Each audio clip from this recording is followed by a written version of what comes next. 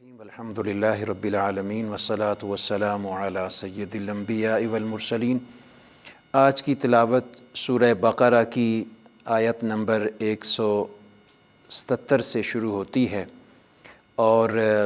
سورہ آل عمران کے 2 رکوع اس میں شامل ہیں۔ اس تلاوت کے اس حصے میں، سورہ بقرہ کے اس حصے میں مختلف احکامات اللہ رب العزت نے نازل فرمائے۔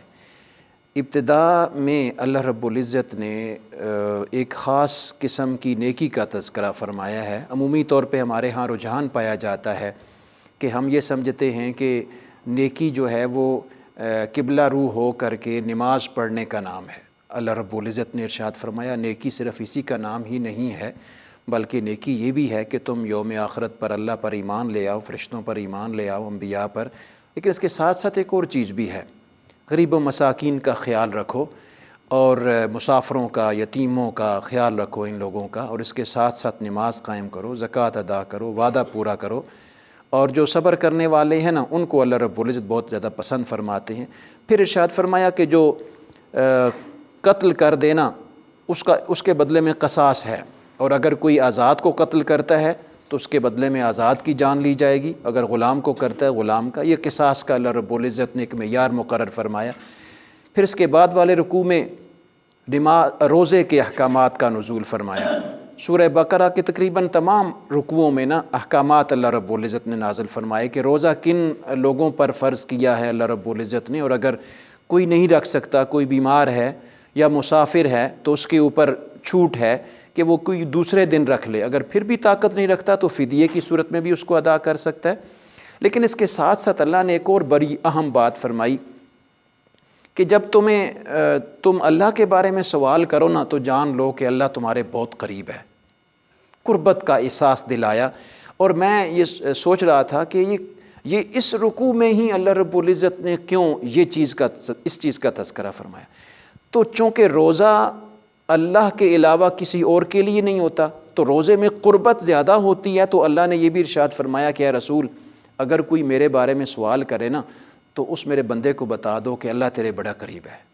تو اس میں اپنائیت ہے، روزے میں بھی اپنائیت ہے۔ پھر روزے کی مدت، ٹائم مقرر فرمایا کہ جو صبح کا ایک دھاگا نکلتا ہے نا روشنی کا، اس سے لے کر کے شام کا جو دھاگا آتا ہے اندھیرے والا، اس کے درمیان والے ٹائم میں تم نے روزہ رکھنا ہے۔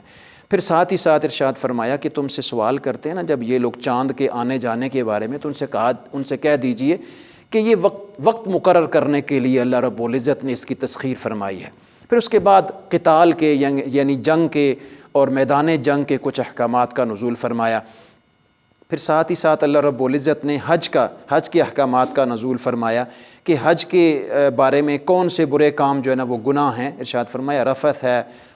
فسق ہے، اس میں کوئی جنگ نہیں کرنی چاہیے تمہیں، یہ اس کے سارے جو ہے نا وہ احکامات نازل فرمائے۔ مین وائل اللہ رب العزت نے ارشاد فرمایا کہ بنی اسرائیل آپ سے سوال کرتے ہیں کہ کوئی آیت مبارکہ ان کے پاس جب آتی ہے تو ان سے کہہ دیجئے کہ یہ آیت مبارکہ اللہ رب العزت تمہارے لیے نازل فرماتے ہیں تاکہ تمہیں ہدایت عطا فرمائے۔ ہاں امت ایک ہے، لیکن بعد میں انبیاء اس میں تشریف لاتے رہے، وہ خوشخبریاں لے کے آئے، لیکن اس میں پھر لوگ اختلاف میں پڑ گئے، اور اختلاف کو چھوڑ کر کے اللہ رب العزت کا راستہ ایک ہے اور وہ حق والا راستہ ہے۔ ساتھ ہی ساتھ ارشاد فرمایا کہ ان سے کہہ دیجئے کہ جب تمہیں جنگ کے لیے بلایا جاتا ہے نا تو بظاہر تمہیں جنگ کی طرف آنا بڑا مشکل لگتا ہے، لیکن اللہ رب العزت نے اگر جنگ کے لیے تمہیں حکم دیا ہے نا تو یہ اگر تمہیں ناپسند بھی لگے نا تو اللہ کے ہاں اس کی بڑی قدر و قیمت ہے۔ پھر ساتھ ہی ساتھ ارشاد فرمایا کچھ مخصوص قسم کے مہینے ہم نے بنا رکھے ہیں، ان میں قتال نہ کیا کرو۔ وہ جو ہے نا ذیقعد کا، ذی الحج کا، محرم کا، ارشاد فرمایا یہ عزت والے مہینے ہیں، احترام والے مہینے ہیں، ان میں جنگ نہ کیا کرو۔ ہاں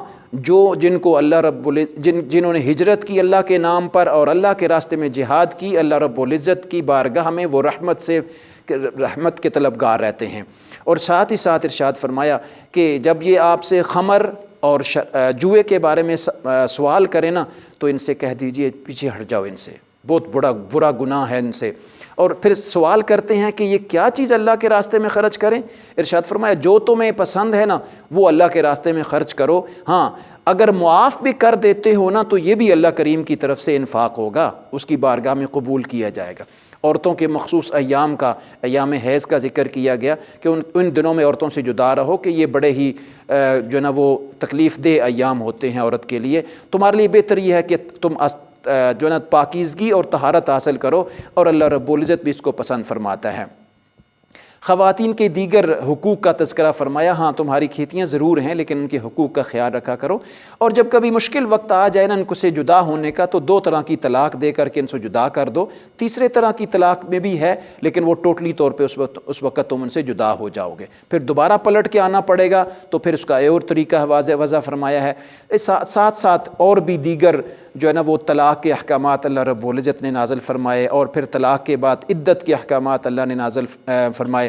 پھر مختلف قسم کی عدتوں کا اظہار فرمایا۔ طلاق مال عدت بھی ہے،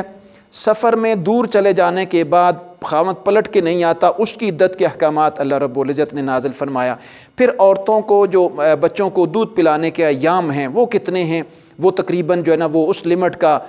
2 سال سے زیادہ کا عرصہ، 2.5 سال کا عرصہ، وہ ان کے دودھ پلانے کا تذکرہ فرمایا اور اس ٹائم کو مخصوص کا ذکر فرمایا۔ پھر ساتھ ہی ساتھ ارشاد فرمایا کہ جب تم طلاق دے چکو نا تو ایک ٹرینڈ ہے ہمارے ہاں کہ ہم عورت کو فوراً گھر سے نکال لیتے ہیں، فرمایا ایسا ہرگز نہ کرنا، معروف طریقے سے جب تم طلاق کے معیار کو پورا کر لو 3 طلاقوں کی صورت میں، تب ان کو معروف طریقے سے ان کو اپنے سے جدا کیا کرو، اس کا تذکرہ فرمایا۔ قوم بنی اسرائیل کے دیگر احوال کا تذکرہ فرمایا، پھر حضرت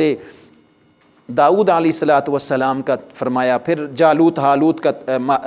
و طالوت کا ایک جنگ کا ذکر فرمایا، پھر فرمایا حضرت داؤد علیہ السلام کو اللہ رب العزت نے طاقت، سطوت عطا فرمائی تھی، پھر ان کی سطوت کے بعد اللہ رب العزت نے کیسے ان کو کفار کے اوپر غالب کیا اور نہ ماننے والوں کے اوپر غالب کیا۔ انبیاء کا تذکرہ فرمایا کہ انبیاء کو بعض میں سے بعض کے اوپر اللہ رب العزت نے فضیلت دی ہے، لیکن اللہ کے ہاں سارے انبیاء ہیں، درجہ بدرجہ ضرور ہیں۔ پھر ارشاد فرمایا کہ جب تمہیں اللہ کے راستے میں خرچ کرنا ہو نا تو جو ہم نے تمہیں دیا ہے نا، اللہ ارشاد فرماتے ہیں اس پاکیزہ رزق میں سے اللہ کے اوپر خرچ کیا کرو۔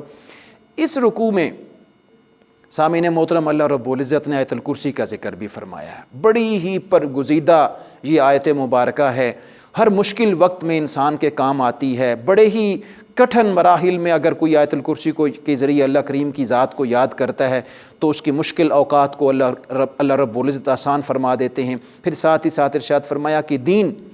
میں کسی کے بارے میں، دین کے معاملے میں کسی کے اوپر جبر نہیں ہے، ہاں اللہ رب العزت نے اس کو راہ ہدایت عطا کی ہو تو وہ اس کا انتخاب کر لے۔ پھر حضرت ابراہیم علیہ السلام کے اوپر آنے والی دلائل کا ذکر فرمایا، ان کی آزمائش کا ذکر فرمایا، انہوں نے جس طریقے سے قوم کو اللہ کے راستے کی طرف بلایا اس کا تذکرہ فرمایا۔ پھر ساتھ ہی ساتھ ارشاد فرمایا کہ جو لوگ اللہ کے راستے میں خرچ کرتے ہیں نا، وہ اگر کچھ بھی خرچ کریں تو ان کی مثال ایک دانے سی ہے،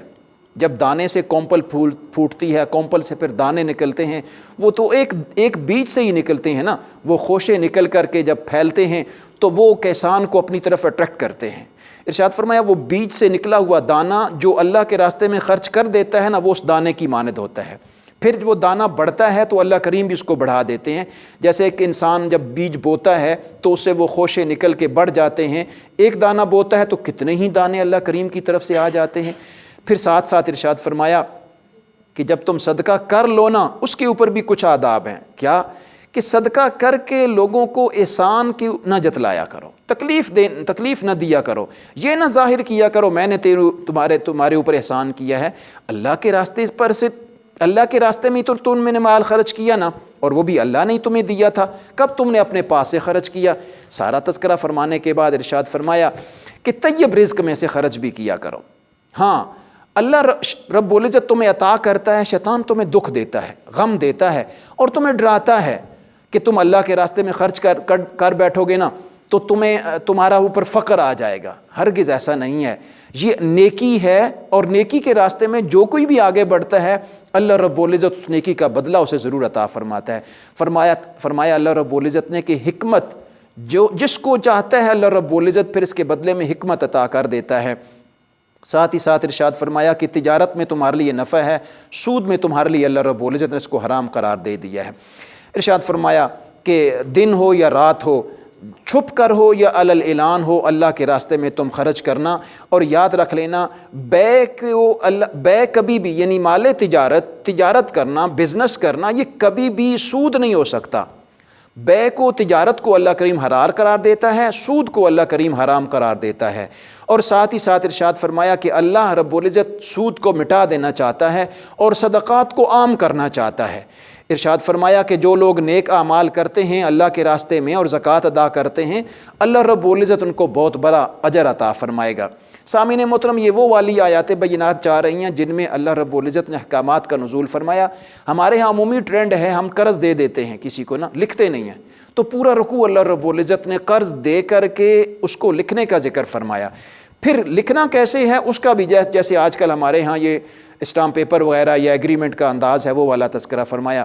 بقرہ کے آخری رکوع میں بڑی برکتوں والی آیت مبارکہ ہے، اللہ رب العزت نے نازل فرمائی، اور پھر بہت ساری دعاؤں کے ساتھ سورہ بقرہ کا اختتام فرمایا۔ سورہ آل عمران میں اللہ رب العزت نے اپنی توحید کا تذکرہ فرمایا۔ بنیادی طور پر آل عمران ایک خاندان کو کہا جاتا ہے، اور یہ خاندان انبیاء کا خاندان تھا۔ اس میں حضرت مریم سلام اللہ علیہا کا جد امجاد تھے، اور اس کے ساتھ ساتھ حضرت عیسیٰ علیہ الصلوۃ والسلام کے، یہ اس لیے ان کو بڑی بابرکت والا یعنی آل عمران یعنی عمران کی اولاد کا تذکرہ فرمایا۔ پھر آگے جا کے ان کا تذکرہ بھی ملتا ہے حضرت مریم کا، پھر آگے اگلے رکوع میں اس کو بیان کیا جائے گا۔ دعا ہے اللہ کریم عمل کی توفیق عطا فرمائے، اور جو اللہ کریم ہمیں سننے کی، سمجھنے کی توفیق عطا فرماتے ہیں، اس کے اوپر عمل کی بھی توفیق عطا فرمائے۔ وما علیہ